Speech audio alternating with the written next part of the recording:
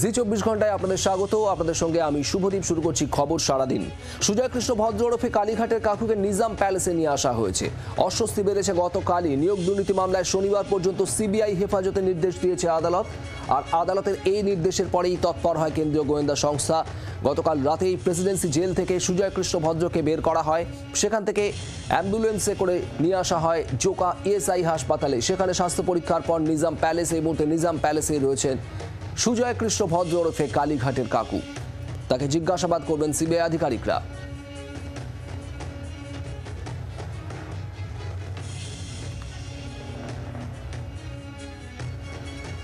বিক্রম দাস আমাদের প্রতিনিধি সরাসরি রয়েছে নিজাম প্যালেস থেকে। বিক্রম, হলো এরপর কি তাকে জিজ্ঞাসাবাদ করবেন তদন্তকারী আধিকারিকরা? মূলত ঠিক কোন কোন বিষয়ে জানতে চান আধিকারিকরা?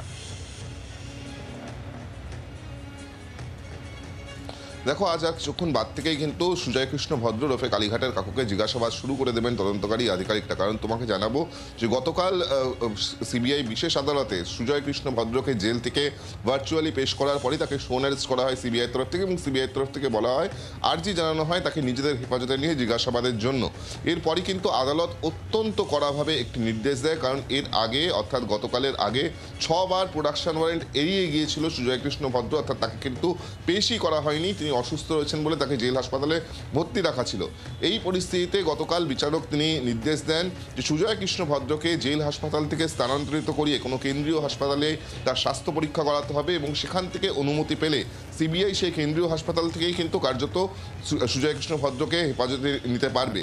সেই অনুযায়ী সিবিআইয়ের একটি দল, যেখানে সিবিআইয়ের এসপি কল্যাণ ভট্টাচার্য, সিবিআইয়ের ডিএসপি স্নেহাংশু বিশ্বাস এবং সিবিআই যিনি তদন্তকারী আধিকারিক ওয়াসিম আকরাম খান, এই 3 জন অফিসার তারা প্রেসিডেন্সি জেলে রাত 9:30 নাগাদ পৌঁছে যান। এবং তারপরে দেখা যায় যে জোকা ইএসআই হাসপাতাল থেকে একটি 5G অ্যাম্বুলেন্স আসে। সেই 5G অ্যাম্বুলেন্সে করেই কালীঘাটের কাকুকে নিয়ে যাওয়া হয় জোকা ইএসআই হাসপাতালে। সেখানে তার স্বাস্থ্য পরীক্ষা করানো হয়, এবং যখন চিকিৎসকরা জানান যে তিনি স্থিতিশীল রয়েছেন, তার জিজ্ঞাসাবাদের সম্মুখীন হতে কোনো সমস্যা নেই, তারপরে সরাসরি জোকা ইএসআই হাসপাতাল থেকে কিন্তু নিজাম প্যালেসে কালীঘাটের কাকুকে নিয়ে আসা হয়েছে। এই মুহূর্তে সিবিআইয়ের যে লকআপ রয়েছে সেখানেই কালীঘাটের কাকুকে রাখা হয়েছে।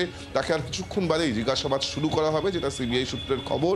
যে সম্প্রতি এই নিয়োগ দুর্নীতি মামলায়, যেই মামলায় গ্রেফতার করা হলো সুজয় কৃষ্ণ ভদ্রকে, বেশ কিছু গুরুত্বপূর্ণ এবং নতুন তথ্য উঠে এসছে, যেখানে সুজয় কৃষ্ণ ভদ্রকে জিজ্ঞাসাবাদ করে কিন্তু গুরুত্বপূর্ণ তথ্য উঠে আসবে, এমনটাই তদন্তকারীরা মনে করছেন। বিশেষ করে যে সমস্ত এভিডেন্স পাওয়া গিয়েছে বা যে সমস্ত সাক্ষীদেরকে পাওয়া গিয়েছে, তাদেরকে মুখোমুখি রেখে সুজয় কৃষ্ণ ভদ্রকে জিজ্ঞাসাবাদ করতে চান তদন্তকারী আধিকারিকরা। কারণ ইতিমধ্যেই সিবিআইয়ের তরফ থেকে যে অভিযোগ করা হচ্ছে, সুজয় কৃষ্ণ ভদ্র এই নিয়োগ দুর্নীতিকাণ্ডে অন্যতম কনস্পিরেটর, যিনি কিনা কুন্তল ঘোষ বা শান্তনু ব্যানার্জির মতন বিভিন্ন এজেন্টদের মারফত যারা অযোগ্য প্রার্থী তাদের কাছ থেকে টাকা তোলে, এবং সেই টাকা শেষমেশ কোথায় গিয়ে পৌঁছেছে এবং কিভাবে এই ষড়যন্ত্র করা হয়েছে তা জানার জন্য কিন্তু সুজয় কৃষ্ণ ভদ্রকে ডিটেল ইন্টারোগেশন করার প্রয়োজন রয়েছে। সেই কারণেই তাকে হেফাজতে নেওয়ার জন্য আবেদন জানানো হয়েছিল। ইতিমধ্যেই সিবিআই আধিকারিকরা সুজয় কৃষ্ণ ভদ্রকে নিজেদের হেফাজতে পেয়েছে, এবং তাকে কিন্তু আর কিছুক্ষণ বাদেই জিজ্ঞাসাবাদ শুরু করে দেওয়া হবে, এমনটাই সিবিআই সূত্রে আমরা জানতে পারছি।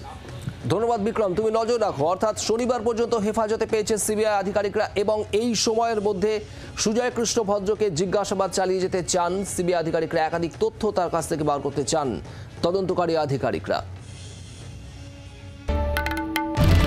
বাংলার আওয়াজ, বাঙালির আবেগ, জি 24 ঘন্টা।